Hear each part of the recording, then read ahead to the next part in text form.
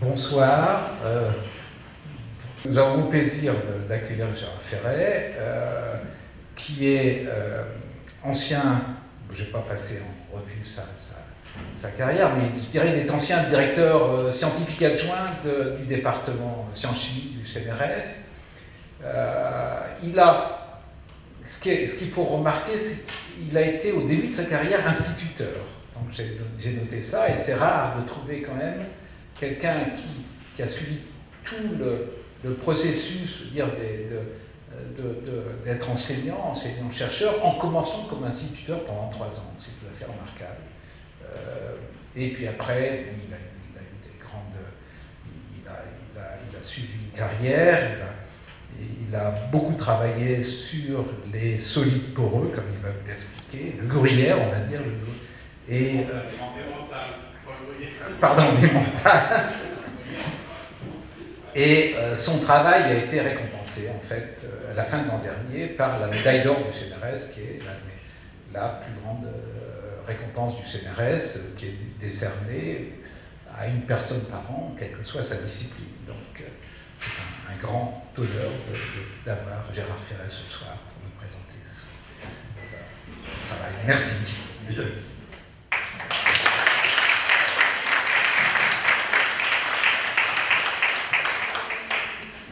Bien, d'abord, bonsoir.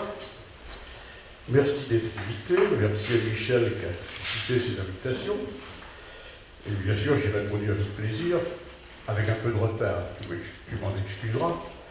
Mais effectivement, c'est tout à fait agréable de discuter de ce que j'aime devant des jeunes en espérant leur filer le virus de la chimie, bien que dans l'auditoire de physiciens et de mathématiciens.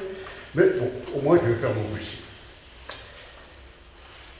Alors, un chimiste, c'est un scientifique, mais c'est aussi un artiste. Et disons que pour moi, il y a une parole de Picasso qui compte beaucoup, c'est que l'art est une science transcendée par le rêve, et la science peut également être un art. Vous verrez que ça n'est jamais étranger. Les deux ne sont jamais étrangers l'un à l'autre. Alors, effectivement, je suis très flatté, très honoré d'être dans ce cénacle de physiciens et de mathématiciens pour vous parler de chimie malgré la classification d'Auguste Comte.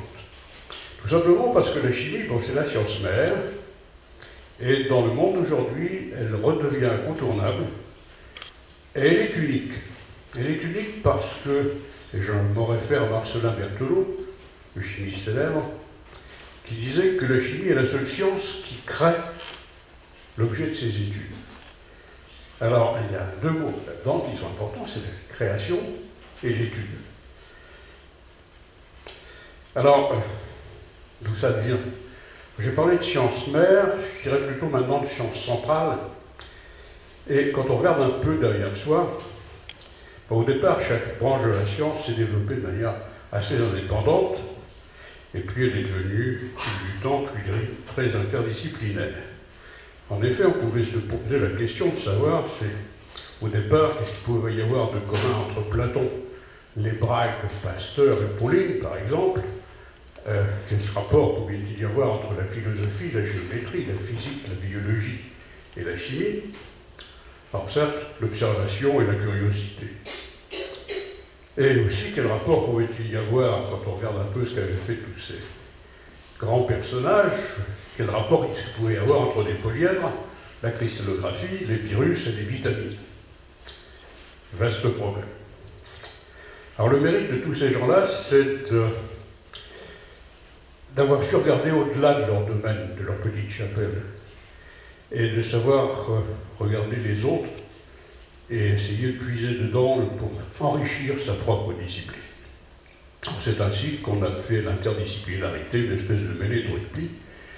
Et ce qui veut dire que le chimiste, désormais, n'est pas simplement le savant fou qui mélange des produits en ne sachant pas ce qu'il fait, mais il va désormais avoir à la fois des notions de maths, de physique, de biologie, pour, et là c'est important, pour valoriser ce qu'il crée. Alors effectivement, la chimie, c'est d'abord une création, qui peut être le fruit d'un hasard, d'une logique implacable, être issue d'un rêve, d'une frustration, voire d'une folie, mais toujours d'une liberté. Chercheur, c'est d'abord un homme libre. et surtout il se pose des questions. Donc, ce qui est toujours important de savoir, c'est comment vient l'idée à un chercheur et comment est-ce qu'il développe une stratégie. Alors, bien évidemment, l'exemple que je connais le mieux, c'est le mien, donc vous m'excuserez, je parlerai de mon exemple particulier. N'en faites pas une loi générale. Et je l'ai intitulé un peu l'œcuménisme des trous, c'est-à-dire passer de Vasarely à BASF, la grande compagnie chimique. Alors, comment est-ce que je suis arrivé fort tard? Ça a été ma 4e vie scientifique, assez solide pour eux. Alors d'abord, c'est parce que là, à l'âge que vous avez, j'étais au moins aussi intéressé par l'art que par la science. Et j'ai eu un coup de foudre pour le art de Vasarely, avec ses formes géométriques qui déformaient à l'envie. Et ça a été la première raison. La deuxième raison, c'est que c'est solide pour eux. C'était magnifique en termes de figure, mais j'ai jamais eu l'occasion, en tant que jeune chercheur, de rentrer dans un labo pour travailler là-dessus. Donc, je vais garder ça comme une frustration, et il a fallu une grosse colère quand j'ai eu à peu près 50 ans, une carrière un peu chaotique, pour me décider à rentrer vraiment dans ce dernier domaine, tout simplement parce que deux Chinois avaient présenté une structure d'un phosphate d'aluminium, et ce papier était un réceptacle d'ineptie. Donc là, je me suis fâché, pourtant c'était publié dans un grand journal, et je me suis permis de refaire leur manip et montrer surtout qu'ils avaient tort. Donc rétablir un peu de la vérité qui doit toujours nous entourer. Alors avant de vous raconter un peu cette histoire, peut-être vous n'êtes pas forcément familiarisé avec les codes géométriques de représentation en chimie. Alors vous avez deux types de composés de manière globale, les composés organiques ou biologiques, et puis les composés minéraux ou inorganiques. Alors quand il s'agit de composés organiques, on peut les représenter de diverses manières. Là, vous avez le système compact qui prend en compte la dimension réelle des atomes. On peut représenter simplement en éclaté les atomes et les liaisons, voire uniquement les liaisons. Ce qui concerne les composés inorganiques, on adopte le même principe, soit d'atomes état compact, soit d'atomes et de liaisons, soit de liaisons pures, mais on privilégie la dernière représentation qui est à droite, où on représente les polyèdres qui entourent le métal ou le cation. Alors donc, fort de cette envie, de cette frustration et de cette colère, eh ben, je me suis dit, est-ce qu'il est absurde d'imaginer une chimie des trous qui soit à la fois originale, qui soit esthétique et qui soit utile. Et je dois dire que les paroles d'Einstein m'ont réconforté au départ, puisqu'il disait que si une idée ne paraît pas d'abord absurde, il y a peu de chances qu'elle devienne un jour quelque chose. Alors comme l'idée était absurde, donc je me suis lancé, avec l'imagination plutôt que le pouvoir. Alors qu'est-ce que c'est que les solides poreux? Les solides poreux, c'est des assemblages d'atomes qui ont une triple caractéristique, unique. C'est-à-dire qu'ils ont le squelette, c'est-à-dire des assemblages de liaisons d'atomes qui forment le réseau, et à l'intérieur de ces assemblages, vous avez des trous qui sont répartis périodiquement dans l'espace, dans les 3 dimensions, et ces trous, qu'on appelle les pores, génèrent, bien sûr, à leur surface, des atomes qui ne sont pas tous liés comme ceux qui sont dans le squelette lui-même, et ça confère des propriétés qui sont intéressantes, et c'est ce qu'on appelle les propriétés de la surface interne. Alors, ça a commencé quand, cette histoire des systèmes poreux? Au XVIIIe siècle, avec un Suédois qui s'appelait Cronstedt, qui était un minéralogiste. Et vous savez, à l'époque, il n'y avait pas grand-chose. En 1756, Lavoisier n'est pas encore né, ou tout juste. Et donc, c'est surtout de la science naturelle, le sens d'observation, Et ce minéralogiste regardait des minéraux et était intéressé par simplement le comportement thermique de ces minéraux. Donc il met ce minéral qui s'appelait la stibite sur une plaque chauffante, qui chauffe et d'un seul coup il voit apparaître des bulles à la surface du minéral. Phénomène unique, curieux, inexplicable. Et à ce moment-là, il a donné ce nom générique à toute cette famille de minéraux, il appelait les éolites. Strictement, ça veut dire la pierre qui bout. Donc, à part l'effet, on ne savait pas grand-chose.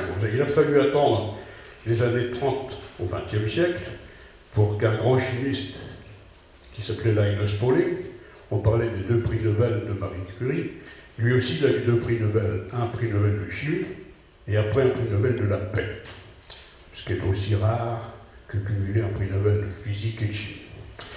Et cet homme-là a commencé comme chimiste, et puis s'est intéressé à l'histoire de la cristallographie, c'était la période, et il a été le premier à résoudre la structure de ces éolites.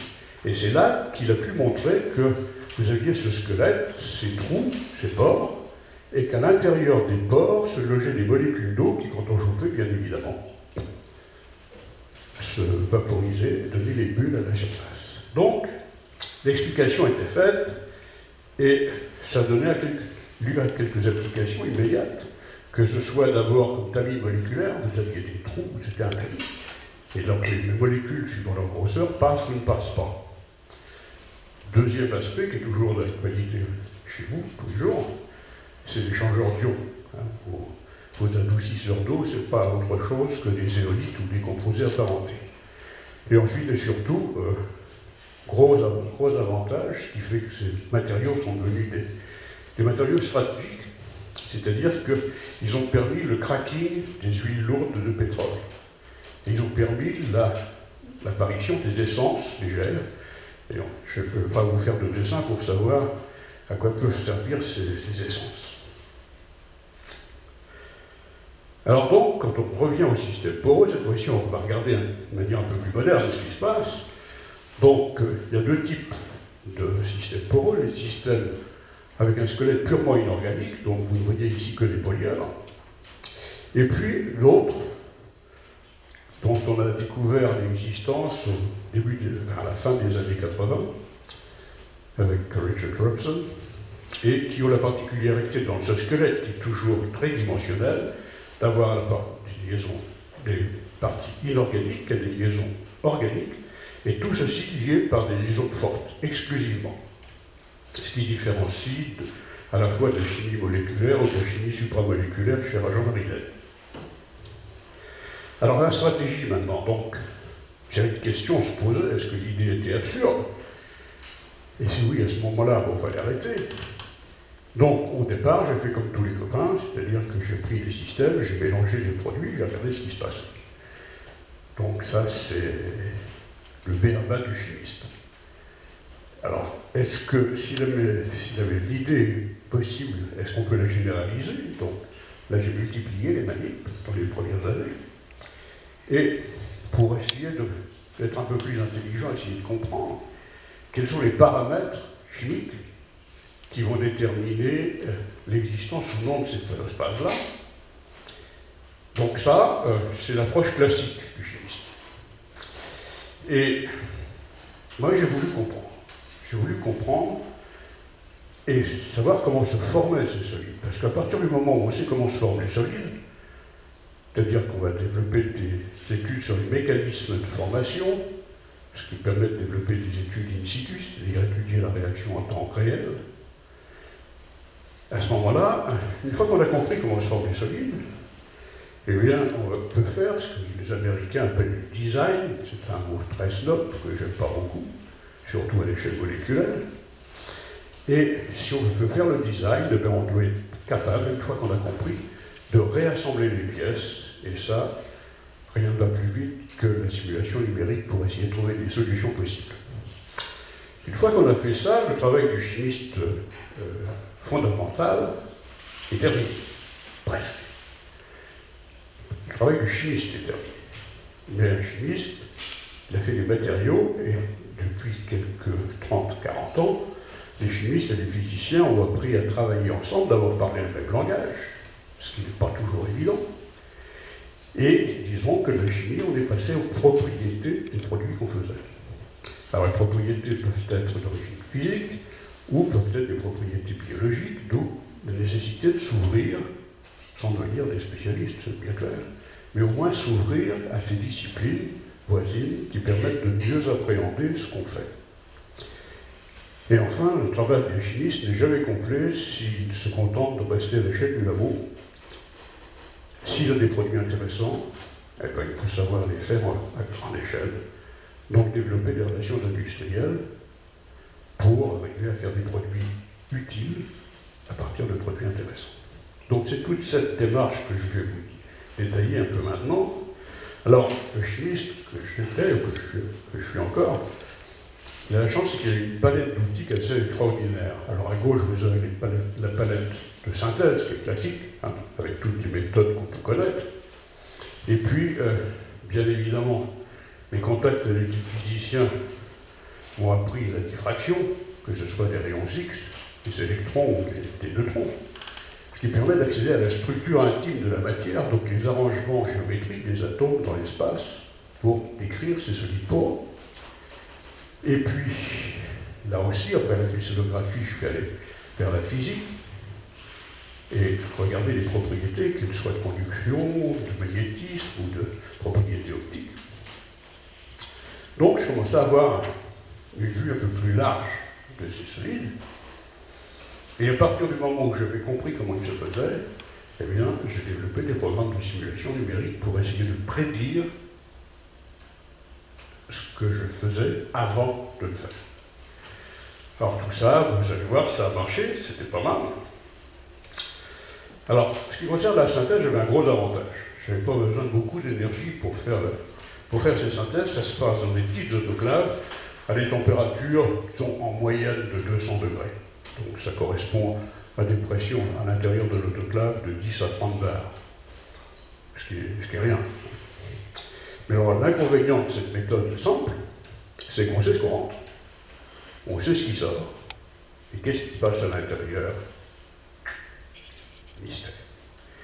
Alors, à partir du moment où on crée les solides, il y a deux types d'approches. L'approche classique, ce que j'appelle l'approche déductive, c'est-à-dire un peu la pêche et la ligne dans les systèmes qu'on décide d'étudier, ou alors l'approche inductive, on essaie de comprendre comment ça se fait pour essayer après de faire du sur-mesure. Alors, je ne privilégie aucune méthode. Les deux sont valables pour arriver au résultat. Alors donc, je vous ai dit qu'il y avait deux types de solides poreux, les hybrides et les inorganiques.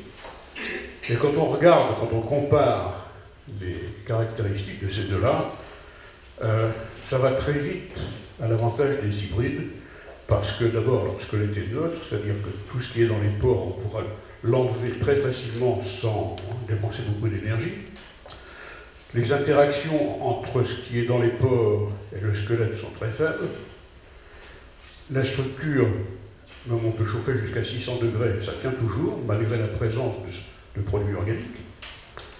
Et ensuite, ça forme des grands trous, donc la porosité est facilement accessible. En plus, ça marche pratiquement avec tous les métaux, alors que les inorganiques, c'est réservé à quelques privilégiés. À cause de la partie organique, on peut moduler comme on veut la taille des pores, ce qui n'est pas possible avec les inorganiques.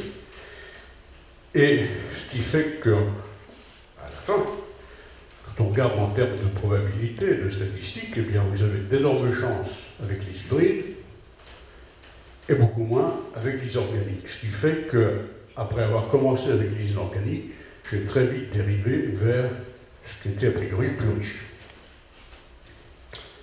Alors, qu'est-ce que j'avais comme verrou à lever? Alors, comme je vous l'ai dit, il y avait d'abord la compréhension de la réaction chimique.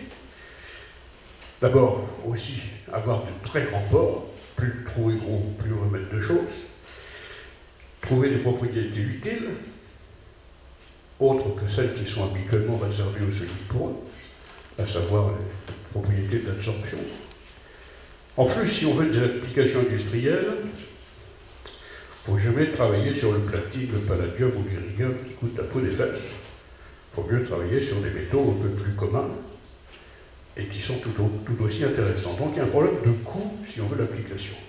Si le produit est peu cher, vous intéresserez beaucoup plus l'industriel que s'il coûte énormément. En plus, avec les problèmes qui sont les nôtres maintenant, d'économie de l'énergie, etc., il faut que les réactions se fassent le plus facilement possible, de manière à ne pas dépenser trop d'énergie. Alors la prédiction, j'y reviendrai.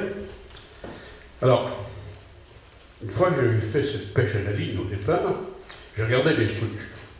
J'ai regardé les structures et au lieu de décrire, comme d'habitude, les structures à partir des polyèdres, j'ai regardé des ensembles de polyèdres, parce qu'on ne pouvait pas décrire toute la structure tridimensionnelle à partir non pas d'un polyèdre, mais d'un groupe de polyèdres qui, par translation dans les trois directions de l'espace, redonnent le solide. Alors c'est ce que j'appelais les briques de construction. Elles peuvent être purement inorganiques, c'est le cas du haut. Elles peuvent être hybrides, c'est le cas du bas, avec une partie organique et une partie minérale. Donc ça donne deux types de briques. Et la question qui s'est posée quand j'ai regardé ces structures, est-ce que la manière dont je les décrivais, est-ce que ça s'arrêtait là? Est-ce que c'était juste un outil de description? Ou alors, est-ce que pendant la réaction dans l'autoclave, est-ce qu'elles existaient déjà? Alors ça, c'est pas évident. Alors, vous allez voir, on a montré qu'elles existaient vraiment. Et à partir du moment où on avait montré ça, eh bien, on connaissait la brique inorganique, dans les conditions qu'on avait choisies. La brique organique, elle ne bouge pas dans la réaction, donc c'est simplement un liant. Donc, à partir du moment où on connaît les conditions d'existence de la brique inorganique, eh bien, on peut jouer au Lego et on peut faire ce qu'on veut. Alors pour ça, j'ai donc développé, si vous voulez, une approche qui est encore unique. Elle commence à faire des adeptes, mais l'approche complète, on n'est pas les seuls avec mes jeunes à l'avoir développée. C'est-à-dire qu'au-delà du processus classique qui est encadré, chimie, faire des structures, regarder l'évolution des paramètres, on recommence la chimie, les structures dans des conditions différentes. On est donc allé jusqu'au mécanisme. Puis, sachant les mécanismes, on est allé à la prédiction pour déboucher ensuite soit sur de nouvelles approches, de nouveaux produits, mais cette fois-ci raisonnés, soit vers les applications. Alors, comme je vous l'ai déjà dit, le problème, c'est qu'on est dans une boîte noire. Donc, dans un premier temps, il faut regarder sur quels paramètres on peut jouer pour changer les choses. Alors, bien sûr, il y a la température, il y a le pH, il y a le temps et les concentrations. Et mon premier souci, comme les conditions de synthèse, c'est moi qui les fixais, et à la fin, je voyais le résultat que ça donnait. La première question que je me suis posée, est-ce qu'il y avait une relation entre les conditions chimiques et la forme de la brique? Alors effectivement, il y en avait une, et on l'a trouvé.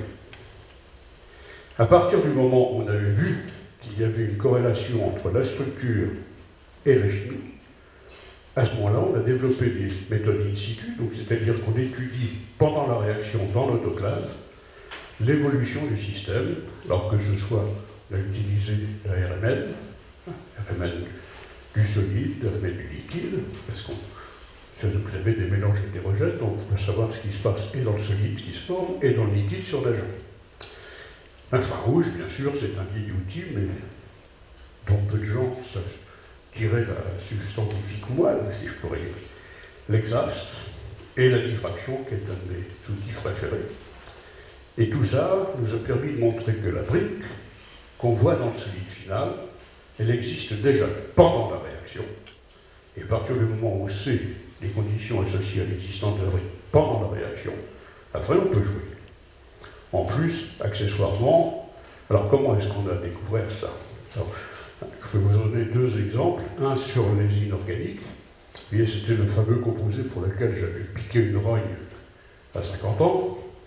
Et alors donc, j'ai regardé en continu, par RMN, l'évolution des signaux de chacun des noyaux. J'avais choisi un phosphate d'aluminium, c'est-à-dire que l'aluminium résonne en RMN, le phosphate aussi, l'oxygène si on veut. Donc j'avais une information séparée pour chacun des éléments de la structure en fonction des conditions de réaction. Alors ce qu'on est aperçu, c'est qu'au départ, et ça c'est classique en chimie, on a des complexes en solution. Alors ces complexes au départ, ils sont en haut à gauche, c'est un tétraèdre de phosphore avec un octaèdre d'aluminium. Et on a commencé à mettre la température et la pression, et on a vu les signaux RMN évoluer. Évoluer à un point tel, c'est que les caractéristiques qu'on obtient à haute température ont changé. Et que cette fois-ci, on a toujours gardé le tétraèdre de phosphore, mais l'aluminium qui avait 6 voisins oxygène n'en a plus que 5. Et simultanément, on voit apparaître, c'est la figure de droite, un signal qui est toujours extrêmement faible, qui est justement la signature des espèces, les briques, qui se forment d'abord, s'associent ensuite, mais vous avez toujours cette espèce qui subsiste. Et ça nous a permis de voir que, voilà, ces monocomplexes qu'on avait au départ, eh bien, en fonction de nos résultats RMN, on pouvait les expliquer en disant qu'il y avait une élimination d'eau entre les deux complexes, et on formait cette espèce de carré, vous voyez, qui est extrêmement proche de la structure finale. Ça, c'était pour les inorganiques. Alors, pour les hybrides, on a fait la même chose, mais cette fois-ci en hexaphs. Et on a vu que tout au long de la réaction, même si le spectre hexaphs évolue en intensité, il ne bouge pas en position. Ce qui fait que le spectre de déconvolution du signal reste le même. Ça veut dire quoi, chimiquement? Ça veut dire que l'espèce qui était au départ reste toujours la même jusqu'au solide final. Donc, oui, par ce genre de manipulation, on a réussi à prouver que la brique inorganique, c'était le paramètre important de la synthèse, et c'était elle qui conditionnait le reste. La température, c'est un paramètre extrêmement important, parce que vous prenez un système très simple, comme les succinates de cobalt, et vous faites juste varier la température, rien d'autre. Eh bien, vous obtenez 5 phases entre 60 degrés et 250 degrés. Donc, il faut toujours faire très attention à la température à laquelle on travaille. Accessoirement, quand on fait de l'enregistrement en continu pendant toute la réaction au synchrotron, par exemple, eh bien, on voit l'évolution des raies, l'évolution des pics de l'intensité, et on peut déterminer comme ça la cinétique des réactions. Par exemple, cette réaction qu'on faisait à l'aveugle en 48 heures, eh bien, après avoir fait cette manip-là, on savait qu'en 20 minutes, tout était bouclé. Donc, gain de temps, optimisation des synthèses. Alors voilà. Donc, le chimiste a bien travaillé. Il est content de savoir maintenant que comment le solide se forme. Est-ce qu'on peut aller plus loin? Eh bien oui. On connaît les briques. On va construire la maison. Alors,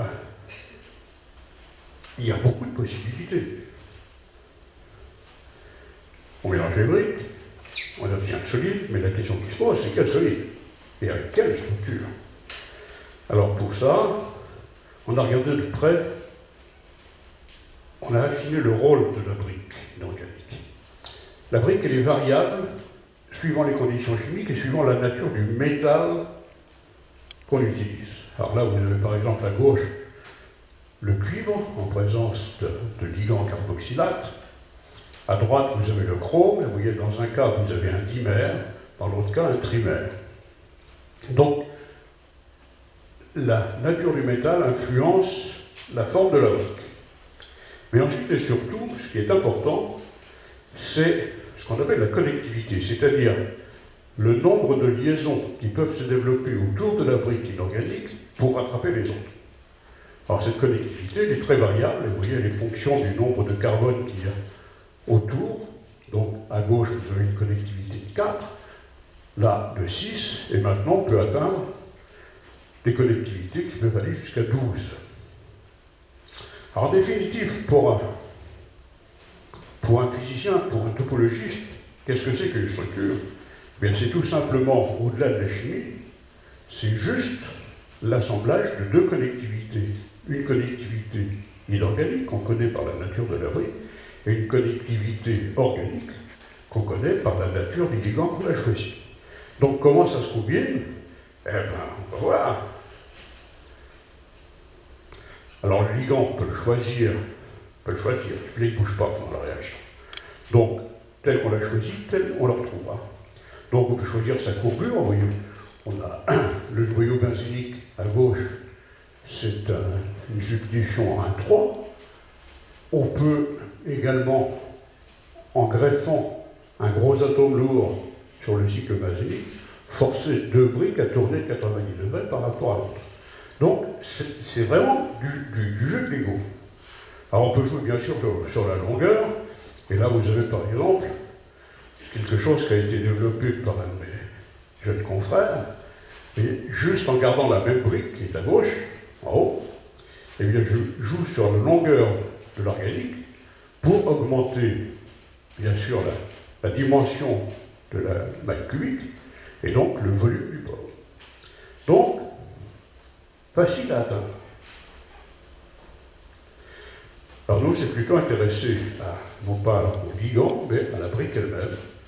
Et pour de nombreux métaux, on a regardé toujours par nos méthodes in situ quelle était la forme des briques et la connectivité. Donc là, vous en avez quelques exemples, avec un tétramère de connectivité 12, un hexamère de connectivité 9, ou un hexamère de connectivité 12.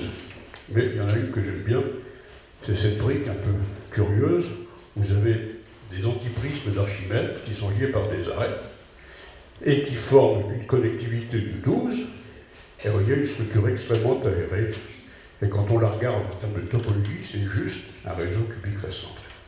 C'est très simple.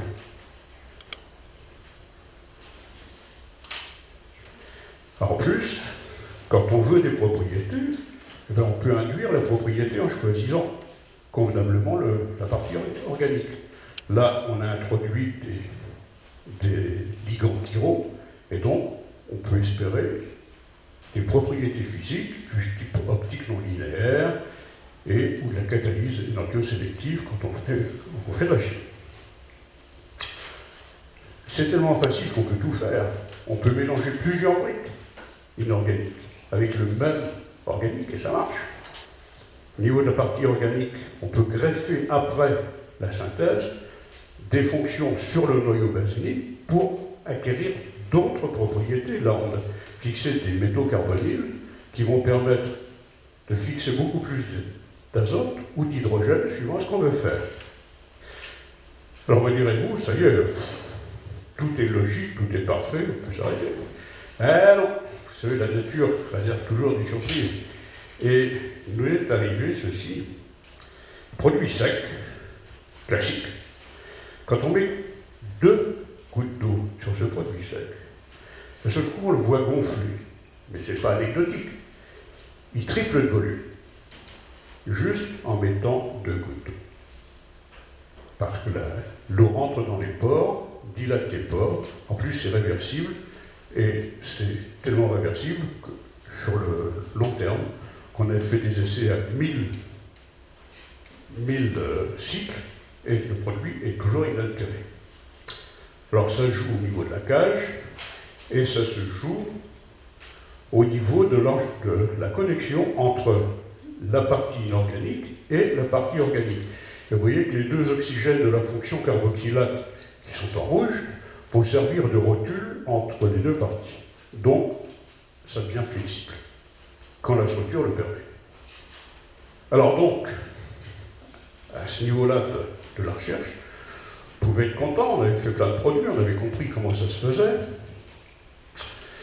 Mais s'il faut faire toutes les combinaisons possibles expérimentalement, vous et moi réunis pendant 100 ans, on n'y arriverait pas. Donc il faut essayer de converger plus vite et la nécessité d'introduire de la simulation numérique, puisqu'on connaît les briques.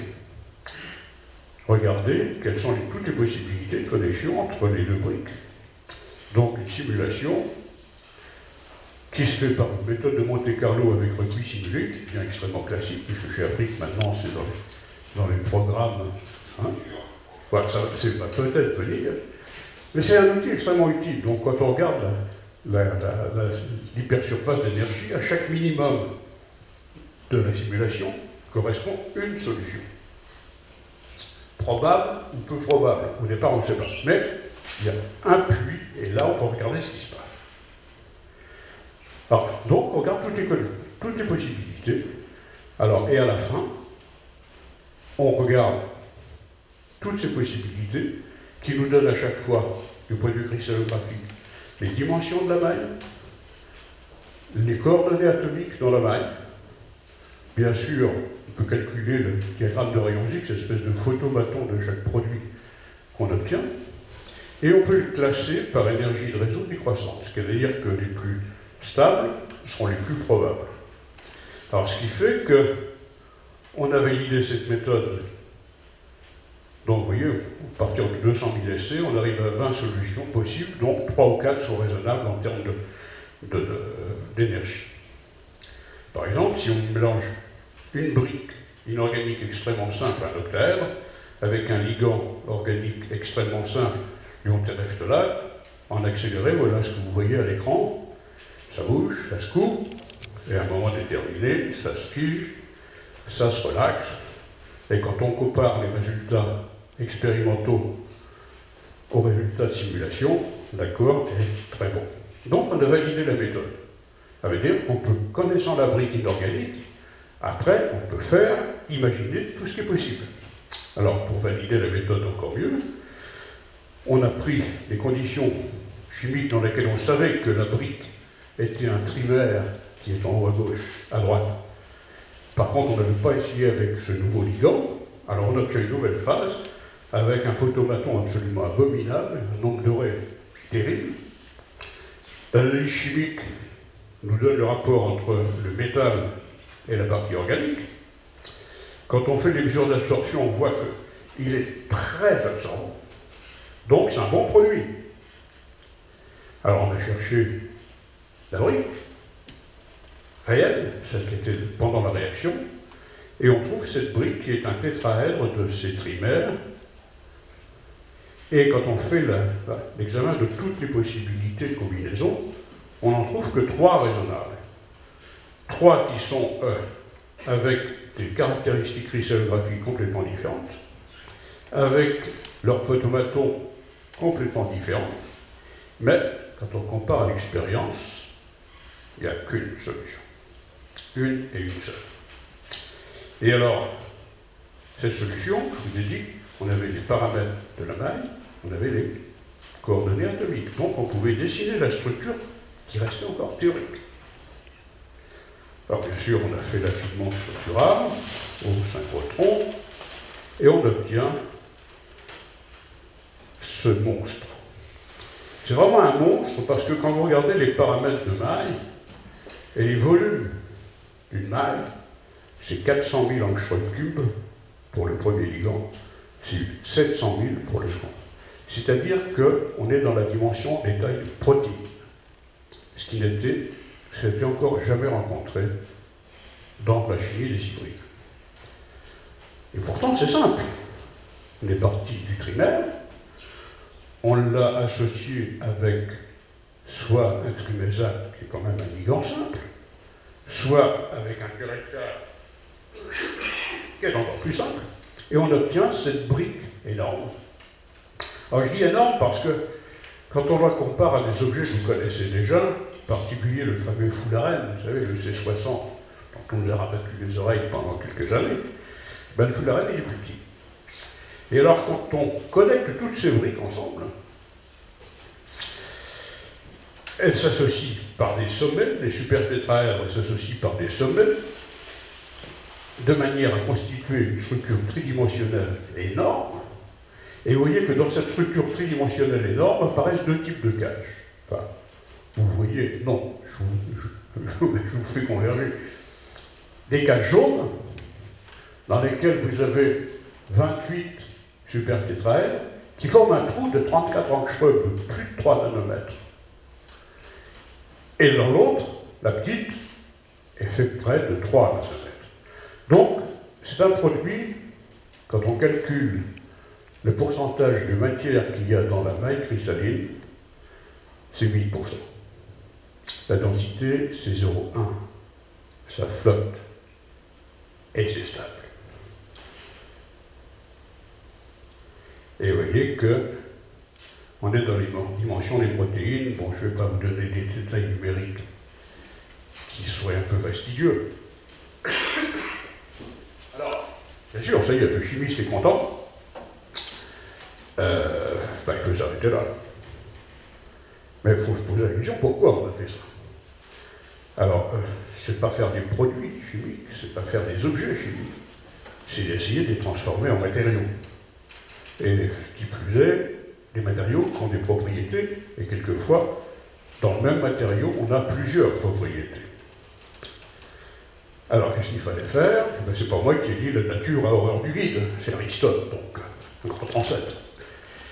Donc, eh bien, on a essayé de mettre, soit de modifier le squelette, soit de mettre des choses dans les trous. Donc, on s'est lancé sur les applications. Alors, les applications, en jouant sur les trois caractéristiques du solide poreux, ça peut concerner trois domaines qui intéressent la société actuelle, que ce soit l'énergie, même quatre, l'énergie, les économies d'énergie, qui vont devenir de plus en plus drastiques, la santé et le développement durable. Alors, en jouant sur le squelette, il suffit que je change la nature du métal, mettre des métaux de transition, par exemple, à la place de l'aluminium, et je vais introduire du magnétisme dans les phases. Je peux faire des valences mixtes, c'est-à-dire par exemple du fer 2 et du fer 3 dans la même solide, et à ce moment-là, j'aurai des propriétés de conduction, parce que les électrons sauteront du fer 2 au fer 3. Si je mets des terres rares, on va créer de la luminescence, rien qu'en jouant sur la composition de départ. Si on met des choses dans les pores, on peut mettre n'importe quoi, on peut mettre des gaz, on peut mettre des liquides, et vous allez voir qu'on peut mettre aussi d'autres choses. En particulier des médicaments, c'est ce qui amène l'aspect santé sur les applications. Et l'absorption des gaz, bien sûr, en particulier des gaz à effet de serre, dont on nous rabat les oreilles, qui participent au développement durable. Alors, en termes d'application, l'application énergétique, première chose à laquelle j'ai pensé, c'est mettre de l'hydrogène dedans. Vous savez peut-être que l'hydrogène, vous connaissez la vitesse d'une molécule d'hydrogène à température ambiante? Pas vraiment. Cherchez pas, c'est 2 km par seconde. Il faut arrêter ces bolides-là. Ben, les seuls qui puissent l'arrêter, c'est les pores. Parce qu'elles ne partent pas tout droit, elles rencontrent le solide, elles rebondissent, etc. Elles arrivent à se fixer. Pour l'instant, elles se fixent à basse température, ce qui limite les applications. Mais le principe est acquis. Et on stocke des quantités d'hydrogène énormes, qui peuvent atteindre 10% en poids. Vous prenez 100 grammes de produit, vous avez 10 grammes d'hydrogène, et calculez un peu ce que représente 10 grammes d'hydrogène. Hein, c'est plus de 100 litres. Donc ça, c'est la première. Alors, ça marche au niveau fondamental. Au niveau application, je suis plus sceptique parce que, comme je vous l'ai dit, l'hydrogène est stocké à la température de l'azote liquide, 77 K. Donc, si vous voulez des applications, il faudrait inventer des technologies susceptibles de piéger l'hydrogène à 77 K quand vous êtes dans une voiture. C'est pas bon marché. Et bien évidemment, pour l'instant, on n'envisage pas les applications pour le stockage de l'hydrogène pour les voitures.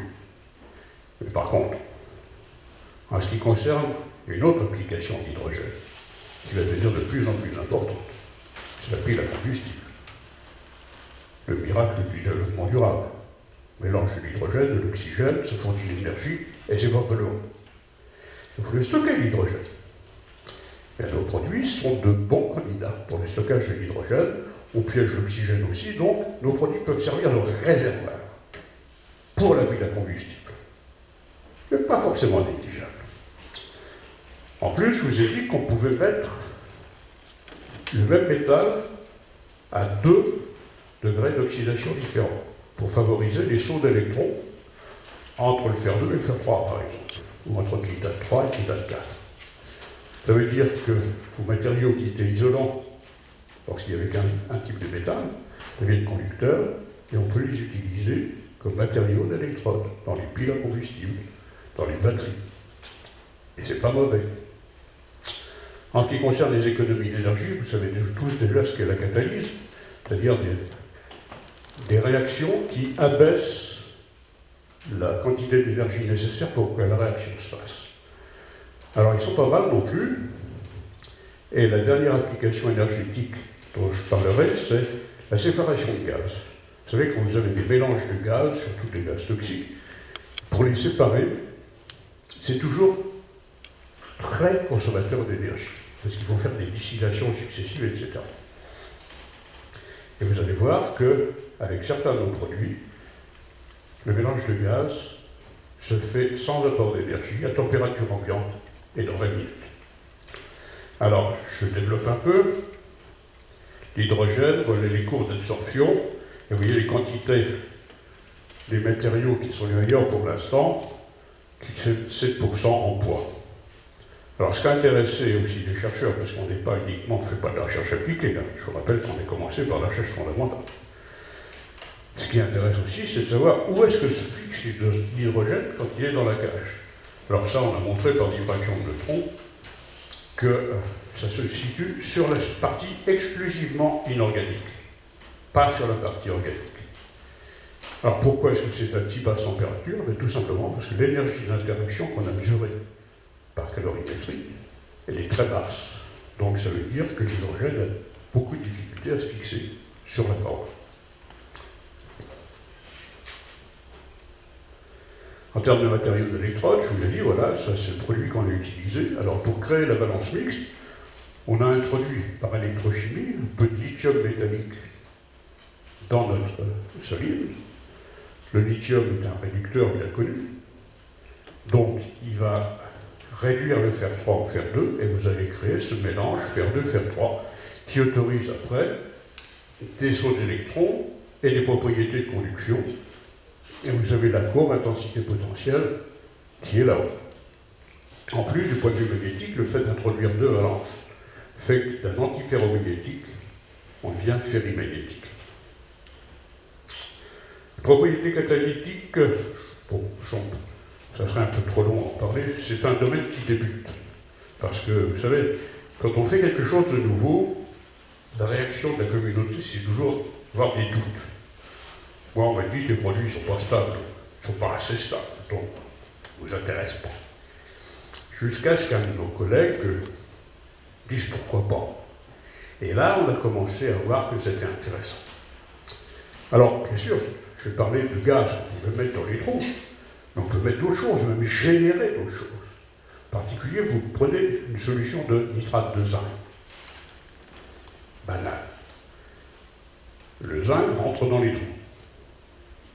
Faites passer un peu de H2S, vous voyez, les œufs pourris, sur le produit, il se forme le sulfure de zinc. Mais il se forme dans les pores. C'est-à-dire que chaque grain qui est dans les pores, c'est une nanoparticule. Et plutôt que d'avoir, par les autres méthodes, une distribution des tailles de nanoparticules, elles sont monodisperses. Et je peux vous dire qu'il y a des physiciens qui commencent à s'intéresser sérieusement à la physique des nanoparticules strictement monodisperses. Alors on peut générer aussi des métaux dans les cages, donc en jouant, si vous voulez, sur certaines caractéristiques du squelette qui permettent de greffer des amines dedans, faire réagir avec du chlorure de palladium, et après réduction, génère des nanoparticules monodisperses de palladium dans nos cages. Et là, on est sûr que le palladium est dans les pores. Ça, c'est une photo de microscopie électronique qui montre là la bonne répartition du palladium dans les pores, c'est les points noirs. Et ça donne des propriétés catalytiques, c'est-à-dire que ça augmente le rendement de la réaction catalytique par rapport à des catalyseurs normaux. Et vous voyez qu'on peut atteindre, dans certains cas, la réaction quantitative avec 100% de rendement. Développement durable, bon, là aussi on nous rabat les oreilles. C'est vrai que c'est un problème important. Moins on aura de gaz à effet de serre, mieux ce sera. Bon, mais il ne faut quand même pas faire tout le tabac qu'on en fait. Donc on a essayé de piéger les gaz à effet de serre. Et là, ça marche. Bon, je ne vous parlerai pas des piégeages de déchets, parce que ça, c'est du secret défense, je n'ai pas le droit de vous en parler. Alors, les gaz à effet de serre, suivant que le solide soit rigide ou flexible, vous avez deux comportements différents. D'abord, avec les rigides, on augmente la pression, on augmente la quantité. Avec les flexibles, ça se fait en deux fois. Alors, la seule chose que je voudrais vous faire remarquer, c'est que quand vous regardez la courbe noire à gauche, qui est la courbe de compressibilité du CO2 dans un conteneur en acier, vous voyez que c'est assez bas. Par contre, avec certains de nos produits, le meilleur c'est la courbe rouge, mais il suffit que vous mettiez la moitié du conteneur de notre produit, eh bien il stocke 9 fois plus de CO2 à température ambiante. C'est pas négligeable. Alors quant au flexible, alors ça c'était un phénomène qui n'était pas connu, qui intéresse les industriels, mais disons qu'il fallait reconnaître la raison. Alors bien sûr, comme nous sommes des chercheurs fondamentaux, on a essayé de comprendre pourquoi, et alors on a pu faire la structure du composé plein de CO2, et on a vu que le CO2 se mettait dans les cages, dans les tunnels qui sont à gauche. Quand on est sous vide, le tunnel est vide, on lance du CO2 dedans, il est piégé, et le squelette se ferme, et puis quand on augmente la pression, il se réouvre. Mais ce qui est important, c'est de savoir que le CO2, qui est un moment quadrupolaire extrêmement fort, se couple avec les ions OH du squelette, et ça donne la nature de l'interaction qui est du type quadrupôle-dipôle. Et ça, personne n'y avait pensé avant. Et alors, en plus, on peut suivre ça très facilement. C'est une jolie manip de cours. Vous faites un peu d'infrarouge in situ, vous augmentez la pression du CO2 et vous regardez l'évolution du spectre. Vous voyez qu'il y a trois régions qui sont intéressantes. Alors la première, c'est celle autour de 650 cm-1. Et vous voyez que les pics augmentent au fur et à mesure que vous avez du CO2 qui rentre dans la structure. Et vous voyez que là, en bleu, en haut, vous avez la courbe d'absorption et de désorption du solide. Entre 600 et 550, vous avez la déformation du réseau quand le CO2 rentre dedans. Et en plus, et ça par contre, on s'y attendait pas, c'est que dans la région à 1000 cm-1, eh bien vous avez la signature pour savoir si le produit il est ouvert ou il est fermé. Donc oui, et ça c'est une manip très simple à faire. Donc vous voyez, la science c'est pas toujours forcément complexe. Je parlais de séparation de gaz. Alors ça c'est toujours le fameux produit qui respire. Et vous voyez qu'il y a une chose qui est souvent très difficile à séparer, c'est tous les isomères du xylène. Ça demande d'apporter de l'énergie de manière considérable. Et bien on utilisait nos produits, on les a mis dans une chromatome, tout simplement. Et on a pris ce mélange de xylène. Et en 20 minutes, on sépare quantitativement les trois isomères. Je ne vais pas vous dire que je l'avais prévu au départ, mais au moins j'ai essayé pour voir ce que ça donnait. Alors, dernier point que je voudrais aborder, enfin l'avant-dernier point, qui paraissait fou. On s'est même fait traiter de fou quand on a commencé à faire ça. C'est la santé. Alors, quel point de la santé? Vous savez que quand on est malade, on vous injecte des médicaments, souvent par voie intraveineuse. Alors, on n'injecte pas le médicament tout seul. Il serait détruit avant d'arriver à l'organe malade. On met d'abord ce médicament dans des espèces de petites capsules, c'est des liposomes, qui sont assez fragiles, mais qui protègent le médicament suffisamment longtemps pour qu'il ait le temps d'arriver à l'organe malade. Ces liposomes sont fragiles et contiennent peu de médicaments. Donc, comme nous, on sait faire des trous, c'est une chose organique, et des gros trous, on se dit pourquoi on ne mettrait pas des médicaments dedans? C'est jamais. Alors, on a d'abord essayé de valider sur un médicament de test, qui n'avait pas d'application après avec notre produit, c'est l'ibuprofène. Vous savez, quand vous avez mal au crâne, vous prenez un petit cachet d'ibuprofène et après ça va mieux. Mais l'avantage d'être un médicament de test. Et quand ça marche avec l'ibuprofène, vous pouvez continuer à faire d'autres essais si ça ne marche pas avec l'ibuprofène, pour mieux changer de calories. Et alors, les résultats qu'on a eu avec l'ibuprofène étaient absolument extraordinaires. À point tel que le biochimiste avec lequel on travaillait m'a dit, écoute, quand je lui ai montré les résultats, il me dit, tu t'es trompé de virgule. Hein. Il y a un facteur 10, je dis non, on l'a vérifié 10 fois. Et les valeurs que je te donne, il n'y a pas une erreur de virgule, c'est ça. C'est-à-dire que c'était 10 fois supérieur à l'existant. Donc, c'est encourageant. Par la preuve, vous voyez, dans le 1101, les grosses cages, on arrivait à mettre pratiquement 100 molécules d'ibuprofène dans une cage et la moitié dans les petites cages. Donc, ce qui faisait qu'on était capable de stocker 1,4 g d'ibuprofène dans 1 g de notre produit. Je peux vous dire, les biologistes, ils n'avaient jamais vu ça. Donc, ça nous a encouragés à continuer. Alors, là, on l'avait fait sur les rigides, après on l'a fait sur les flexibles. Et là, c'est encore meilleur. Il y a une chose que je n'ai pas évoquée tout de suite dans le transparent précédent. Vous voyez, c'est qu'une fois qu'il est stocké, on l'envoie à l'organe malade et on regarde la libération du médicament. Alors, la libération est totale. Et 2, au lieu de se faire dans la journée comme se fait avec les liposomes, ben, ça dure 6 jours. Et ça se libère de manière assez linéaire. Donc vous êtes malade, qu'est-ce que vous préférez, avoir une picouse tous les jours ou toutes les semaines? C'est un choix. Et on a fait mieux donc avec les flexibles, c'est que là, ça dure 3 semaines. C'est-à-dire que vous avez une piqûre tous les 3 semaines pour le même effet. Même un meilleur effet. Alors tout ça, c'était un peu de l'anecdote, c'était de la validation, hein. Donc c'était du labo. Donc avec notre ami biologiste, on a dit, bon, ben, il faut qu'on aille plus loin. Et là, on a commencé à regarder des médicaments autrement plus sérieux, à savoir les médicaments anticancéreux et antisidants. Et alors, plutôt que de se réserver sur un seul de nos produits, on a testé 4 de ces produits, 2 flexibles et 2 rigides. Et ça a été surprenant.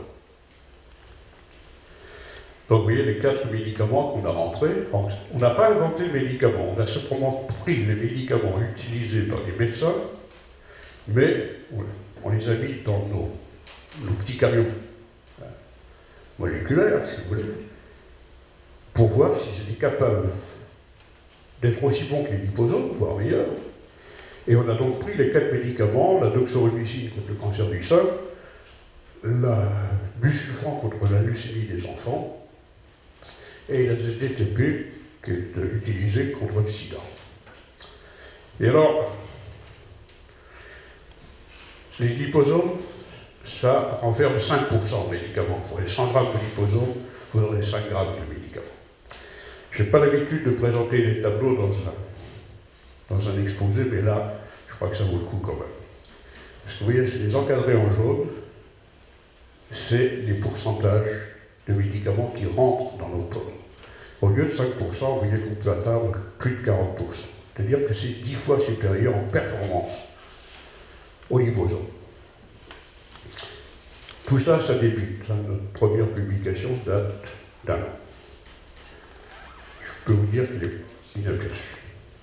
Ni de la communauté scientifique, ni de la communauté industrielle. Et en plus, pour que ce soit valide, quand on choisit une voie comme ça, la première chose qu'il faut s'assurer, c'est que le produit qui vous sert de camion ne soit pas toxique. Alors on avait commencé par ça. On a testé la toxicité de nos produits vides, sans médicaments, sur des souris. Et je peux vous dire que c'est la seule fois de ma vie où j'ai été ravi de voir une souris en pleine santé 6 mois après. Complètement non toxique. Donc, et en plus, vous voyez, suivant le médicament, il se libère entre 3 jours et 15 jours. Donc, c'est pas inintéressant. C'est pas inintéressant, pourquoi? Parce que le métal qu'on avait choisi, c'est un métal non toxique, c'est le fer. Hein, vous avez plein de fer à l'intérieur. Et le fer, il a cet avantage d'être non toxique, mais il a aussi l'avantage d'être sensible en imagerie médicale. Ce qui veut dire que quand on fait nos manips sur les souris, donc on prépare d'abord notre produit, on verse dessus de la solution de médicament qui va rentrer dans les trous. Alors on a pris la précaution quand même de faire notre produit sous forme de nanoparticules. C'est plus facile, ça évite de boucher les seringues. On injecte et on suit l'injection jusqu'à l'organe. Et donc on peut voir si le médicament est arrivé à bon port ou pas. Et voilà ce que ça donne. Vous avez à gauche les organes de contrôle qui ont été non traités, et à droite, ceux qui ont été traités. Alors, vous allez me dire, c'est une curiosité de laboratoire, ça ne l'est plus. Ça ne l'est plus parce que c'est le premier exemple, et je le dis en toute modestie, vous savez, on aurait pu ne pas être les premiers. Mais c'est le premier exemple réel d'une nouvelle branche de la médecine moléculaire qui s'appelle la thérapeutique. C'est-à-dire que dans le même assemblage, vous avez à la fois la thérapie produite par le médicament et le diagnostic à cause de l'existence de la réaction en imagerie médicale du porteur. Donc c'est appelé, si vous voulez, un gros développement dans l'industrie pharmaceutique. Alors me direz-vous, ok, c'est bien travaillé, c'est bien, mais ça reste à l'échelle du laboratoire. Donc c'est des produits intéressants, certes, mais ça s'arrête où? Alors ça c'est une question que j'ai posée quand même. Parce qu'un produit intéressant, c'est bien pour le chercheur fondamental, il est content, il a bien fait son métier, mais la société s'en fout. Sauf si ce produit intéressant est capable d'être produit à l'échelle industrielle. À ce moment-là, ça devient un produit utile. Et ben, ça ne nous a pas échappé. Et voilà la production industrielle de certains de nos produits, en faisant avec BASF et pas pour BASF. Je précise, c'est une collaboration, pas une inféodation. Donc voilà, les produits ont fait une tonne jour. Ça se met dans des bidons. Mais en plus, on est capable de le faire sous forme de petites pilules. Donc voilà. Voilà ce qui m'a valu la médaille d'or. Alors, vous savez, moi, j'ai créé le labo qui s'appelle l'Institut Lavoisier. Et j'ai une admiration sans borne pour Lavoisier, malgré les critiques que d'aucune ne pourrait lui adresser. Et donc, Lavoisier, vous poserez la question, un nouveau monde, qu'est-ce que vous en pensez? Alors, j'aurais d'abord à répondre, je commence tout juste, parce que le dernier bébé du laboratoire, c'est plus de 34 angstroms pour le diamètre des pores. C'est 50 angstroms. Et les fenêtres, au lieu de faire 16 angstroms, elles font 22 angstroms. C'est-à-dire qu'on a augmenté l'accessibilité aux pores de plus de 25%. Ce qui veut dire qu'on peut maintenant imaginer d'autres médicaments. Et ce qu'on teste actuellement, c'est l'insuline. Je ne vous ferai pas de dessin pourquoi. Donc voilà. Alors, pour vous donner effectivement la taille de la cage, vous pourriez mettre 200 fullerènes dans une cage. Alors, je ne voudrais pas que vous croyiez que j'ai privilégié le spectaculaire. Hein. C'est le travail de 15 ans. Donc, c'est pas venu comme ça. Si vous destinez à la recherche, ça ne vient jamais rapidement. Soyons-en persuadés dès le départ. Et alors, Lavoisier, après la question, vous aurez dit, et vous aurez salué en vous disant « Votre très humble et bien obéissant serviteur, moi je me permettrai d'associer mes chercheurs. » Et vous remercie de votre attention.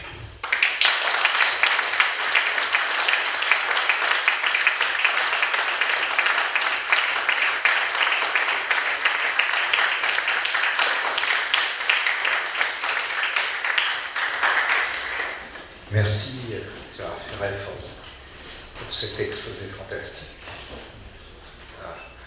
La beauté de ces... Oui. Alors, est-ce qu'il y a des questions? Je suis sûr que... Vous pouvez y aller, oui.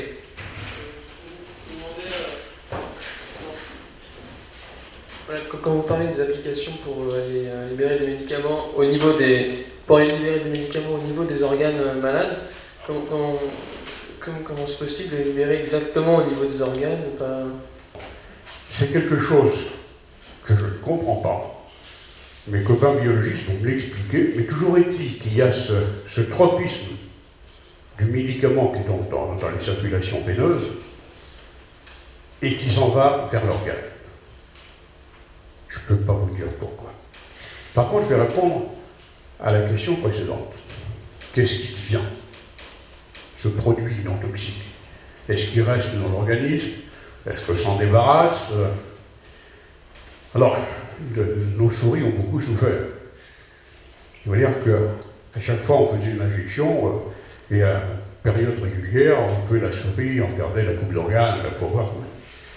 Alors ça nous a permis, non mais oui c'est cruel, je sais, mais je pense que les humains ne seront pas mécontents, ni de voir disparaître les souris, ni de guérir d'une manière plus correcte. Et alors, on s'est aperçu que, je vous ai dit que le médicament diffuse, suivant la nature, entre 3 et 15 jours. Mettons-nous dans la période la plus longue, 15 jours. Et on a fait le scanning de la détérioration de notre produit dans l'organisme. Et au bout de 15 jours, 10% de notre produit s'est dégradé. C'est-à-dire qu'il s'est dégradé de 10% tout le temps que le médicament faisait son œuvre sur place. Et aussitôt que notre produit est vidé, là aussi, autre mystère, mais on l'a observé plusieurs fois. Il se détruit, se transforme en médicament, en produit tout à fait banal, oxyde de fer, et il est éliminé par les voies naturelles. Voilà. Alors on se posait la question aussi, pourquoi est-ce que ça reste aussi longtemps? Ça aussi, ça nous a surpris, mais au départ, ce n'était pas prévu. Hein. On l'a constaté, après on a essayé de l'expliquer. Donc qu'est-ce qu'on a fait? On a fait beaucoup d'études de l'AMN. Et alors, vous imaginez la cavité. La cavité, le médicament rentre. Il ne va pas se mettre au centre. Il vient se coller sur la paroi. D'accord? Donc, les premières molécules qui vont arriver dans la cage, elles se collent sur la paroi fortement. On a mesuré les énergies d'interaction, c'est 70 kJ par mol. C'est fort. Donc, faisons une description pure d'oignon. Les molécules arrivent et vont d'abord commencer par tapisser toute la surface interne. Rappelez-vous, il y a des carboxylates là-dedans, donc il y a des quadruples dans la molécule, le médicament. Donc les autres arrivent et elles vont venir se coller, non plus sur le squelette, mais sur la couche de CO2 de médicaments qui est déjà arrivée. L'interaction est beaucoup plus faible. Et au fur et à mesure que les molécules de médicaments arrivent, eh bien, elles se rapprochent du centre, mais par de manière concentrique, si vous voulez. Donc, les molécules les moins liées, et c'est celles-là qui vont partir en premier, c'est celles qui sont au centre de la cage. Et au fur et à mesure du temps, eh bien, on dégage la fleur d'oignon, et si ça dure aussi longtemps, c'est que les dernières molécules ont du mal à partir. Voilà. Et ça, c'est l'ARMN qui nous a montré ça. Vous savez, ce que je voudrais, bon, vous êtes en prépa, si je pouvais ce soir vous convaincre de faire de la science par une discipline, on a besoin de toutes les sciences. Bon, bien sûr, si vous êtes matheux, mon discours est sans effet, c'est clair. Et si vous faites de la science expérimentale, vous savez, j'ai beaucoup d'amis physiciens. Les physiciens du solide, j'en ai beaucoup. Depuis 30 ans. On a travaillé ensemble au moment où ce n'était pas encore à la mode. Mais ça crée des fortes amitiés et des fortes complicités, surtout. Vous savez, si je n'avais pas eu mes copains physiciens, je n'aurais pas toujours eu l'idée de faire la bénéfice chouette. Et en plus, ils m'ont appris un peu de physique. Je n'ai pas la prétention d'être un physicien. C'est deux cultures différentes. Et quand on arrive à parler ensemble, 1 plus 1, ça fait 3. Nous, pour les chimistes, ils nous appellent des rudiments de physique. Et nous, tout bêtement, on leur donne les produits dans leur B15. Ce qui n'est pas négligeable non plus. Voilà. Mais soyez ouverts à toutes les sciences. Sans être des spécialistes, mais soyez intéressés par tout. Et c'est vous qui choisirez votre voie à la fin. Mais vous aurez acquis, sinon une culture, tout au moins un background qui vous servira. Vous ne savez pas quand il vous servira, mais il vous servira un jour. C'est le message d'un vieux bonhomme à la nouvelle génération. Est-ce qu'il y a d'autres questions? C'est une question moins philosophique que ce que vous venez de dire, mais à propos de la stabilité. Au début, vous avez dit que les hybrides, c'était la partie organique qui était la plus stable et la partie inorganique la moins stable. Ça peut paraître étrange. Non, je n'ai pas dit ça. Je crois que vous m'avez mal compris. Peut-être. Non. J'ai dit que la partie inorganique, c'est celle sur laquelle on peut jouer. La partie organique, elle ne bouge pas pendant la réaction. Ce n'est pas un problème de stabilité, c'est un problème de non-réactivité. Non, je parlais quand vous avez dit on a fait des essais en température et on a chauffé jusqu'à 500 degrés. Et d'habitude, les molécules organiques ne résistent pas trop à des températures. Ben voilà. Ben écoutez, c'est vrai ce que vous dites, quand l'organique est tout seul. Mais vous savez, quand vous avez des mélanges, organique, inorganique, vous avez quelquefois des surprises.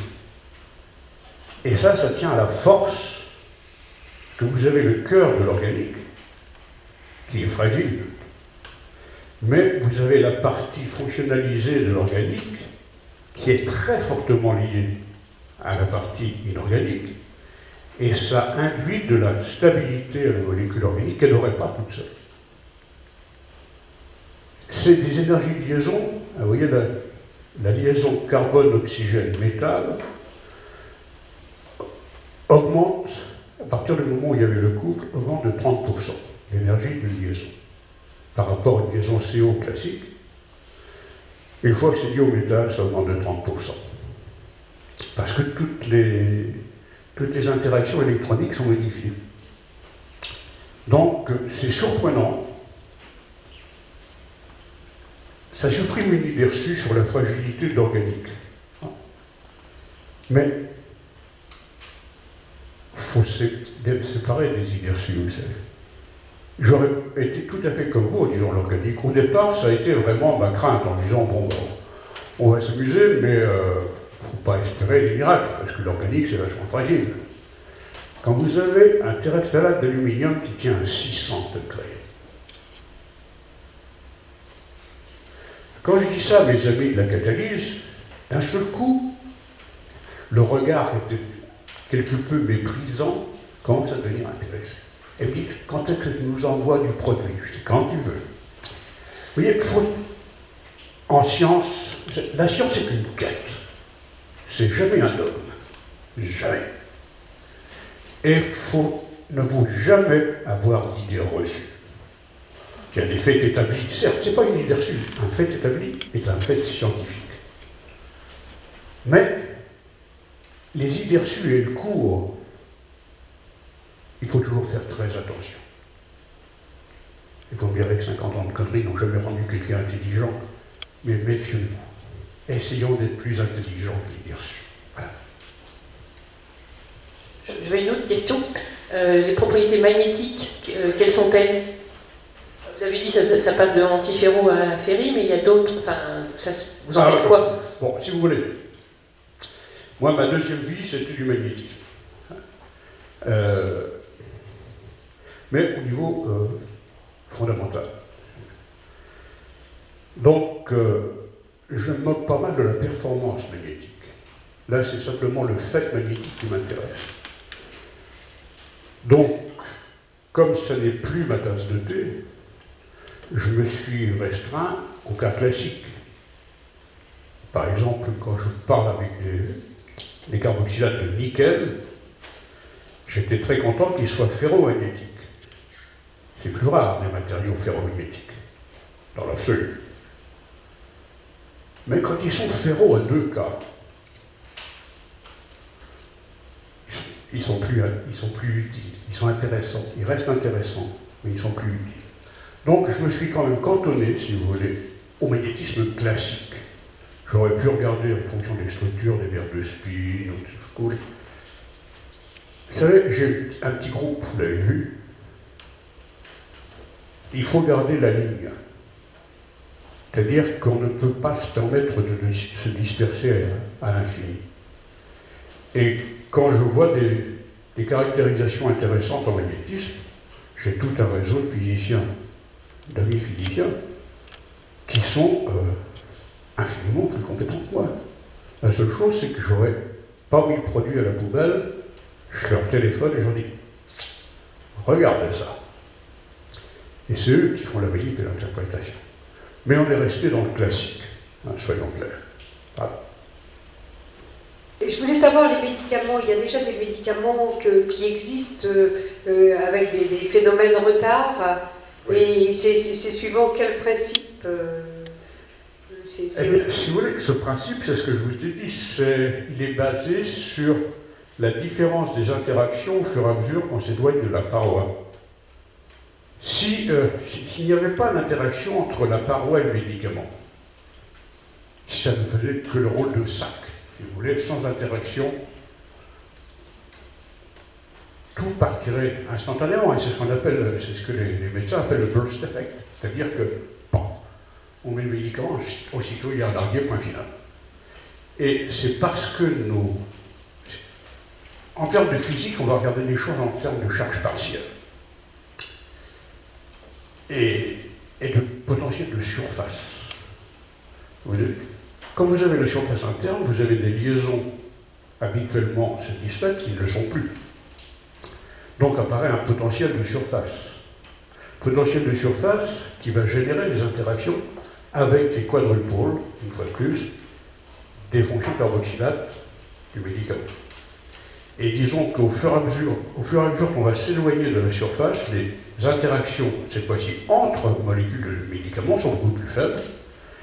Et tout au centre, eh bien, les interactions sont quasi nulles, d'où une libération quasi immédiate.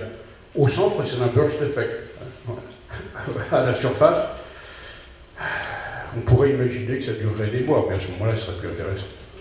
Et donc, ça veut dire qu'on les trouve déjà dans le commerce? C'est la question que souvent on me pose quand je fais des conférences grand public. Quand est-ce qu'on trouve votre médicament chez le pharmacien?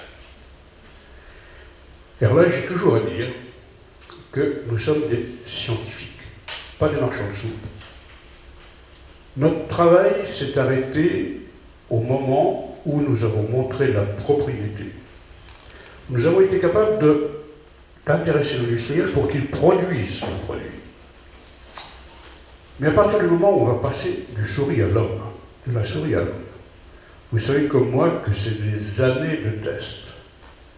Et ça va être encore amélioré, enfin, retardé, en fonction de ce qu'on vient de découvrir sur la face. Hein.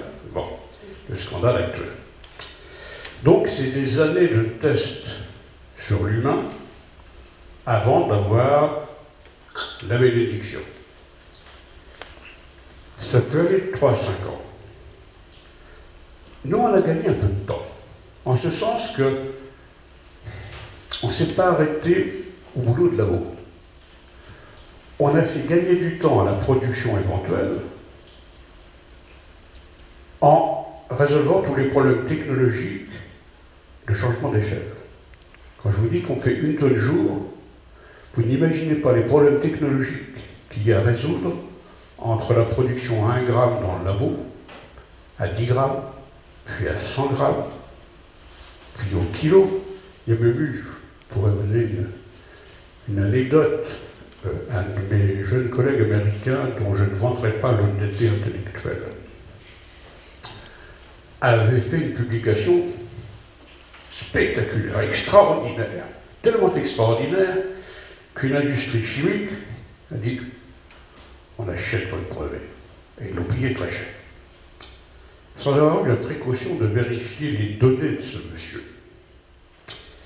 Et les données qu'il donnait, c'était sur 5 mg.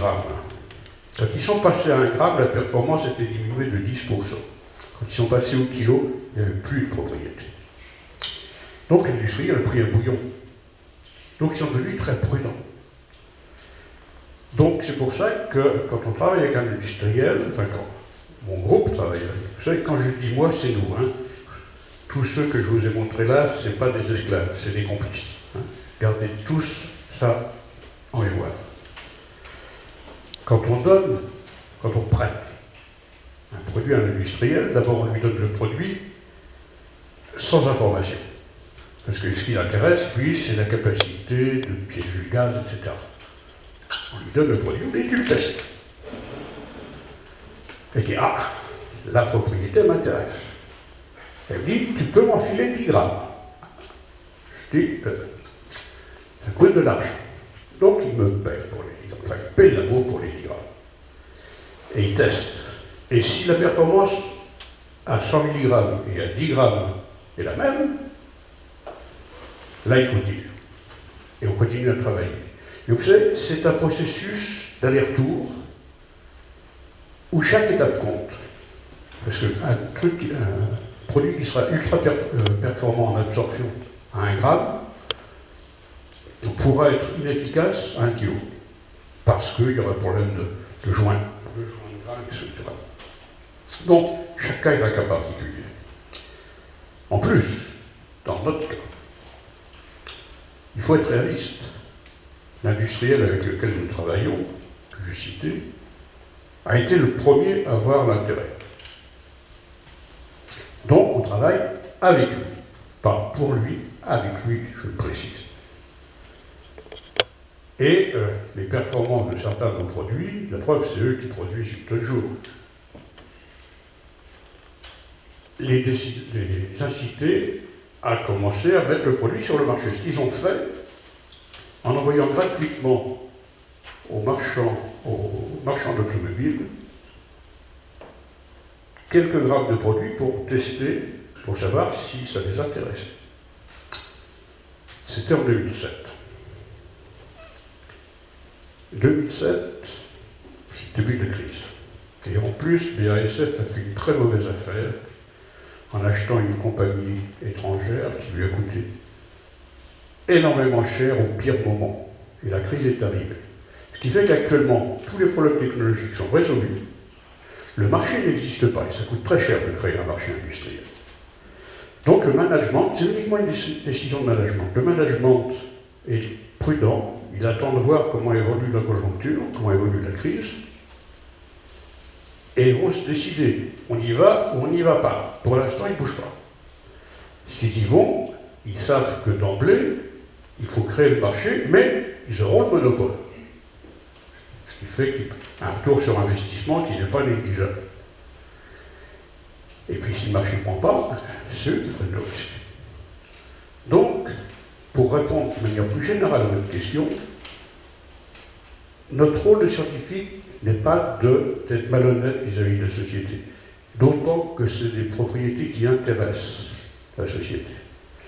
Il faut se garder de leur donner des espoirs trop rapides. Et j'insiste à chaque fois là-dessus, quand j'ai un contact avec un journaliste, je dis attention. Et très souvent, c'est marqué dans l'article. Je tiens à marquer ma prudence de scientifique vis-à-vis des faiseurs de bulles là. Et les bulles, c'est fait pour exploser, c'est bien connu. Voilà. Est-ce que j'ai répondu à votre question? Oui, oui. C'est parce qu'en psychiatrie, maintenant, il y a un problème où ils disent que des jeunes qui ont besoin d'un traitement peuvent avoir un traitement qui est donné toutes les 3 semaines. C'est ce qu'on prévoit, oui. Voilà, mais c'est ce qui existe déjà.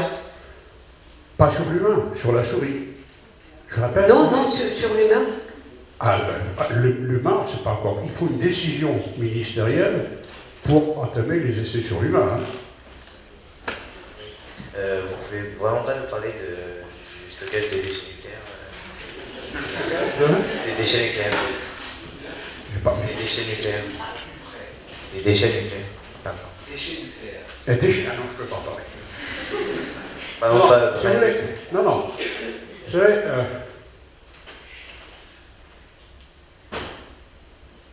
Il y a trop d'intérêts stratégiques en jeu. Le secret défense, ça existe. Donc je ne peux pas en parler. Je suis désolé. Je comprends rien, mais même pas un petit mot pour me dire que ça marche. Il fera une grande carrière comme marchand. Non, non, non, je ne peux pas. Vraiment, je suis désolé. Non, non. Vous savez, le secret professionnel, ça aussi vous l'apprendrez. Ça se respecte. Strictement. Strictement. Sinon, vous voyez de quoi sont accusés des gens qui ont été soupçonnés de fuite. Leur carrière est brisée. Sur un wagon. Vous comprendrez que je n'ai pas envie de me présenter pour les wagons. Voilà. Mais je ne vous promets pas la lune. Est-ce que c'est clair? Voilà. Alors faites très attention dans votre métier scientifique plus tard. À partir du moment où vous travaillez avec l'industrie, il y a des clauses de secret qu'il faut toujours respecter. C'est clair.